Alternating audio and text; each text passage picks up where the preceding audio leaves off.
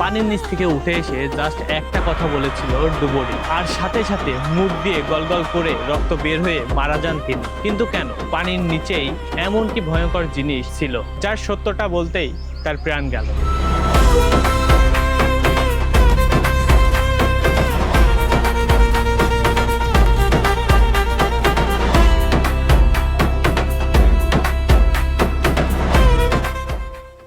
আজ থেকে প্রায় 100 বছর আগের কথা।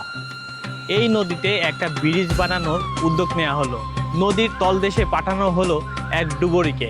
কিছুক্ষণ পরে ডুবুরি উপরে চলে আসলেন এবং তার হাতে ছিল বিশাল বড় এক পানপাতা।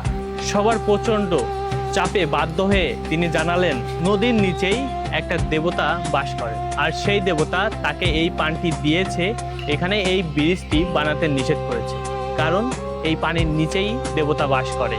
আর এই কথা যেন কেউ না জানে। কিন্তু মানুষের চাপে সত্যটা বলার সাথে সাথে ডুবুরির মুখ দিয়ে গলগল করে রক্ত বেরিয়ে আসে এবং তিনি সেখানেই মারা যায়।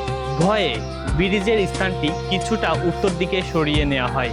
গল্পটা গায়ে কাটা দেওয়ার মতন হলেও এটি আসলে শুধু লোককথা বা মিথ।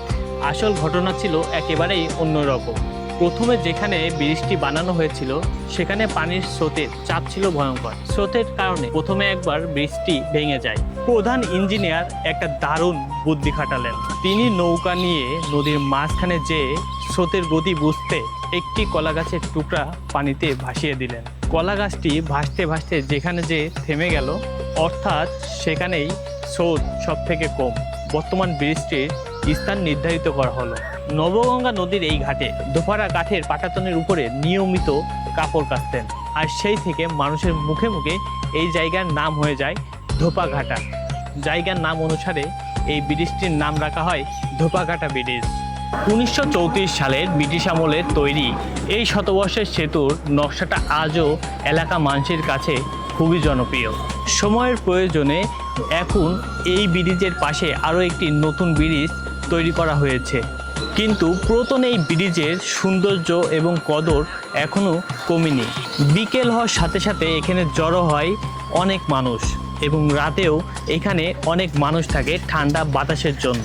আমার ভিডিও ভালো লেগে থাকলে একটা লাইক করবেন এবং আমার চ্যানেলটি সাবস্ক্রাইব করবেন। তো দেখা হবে নতুন গল্পে, নতুন জায়গায়, নতুনভাবে। আল্লাহ হাফেজ।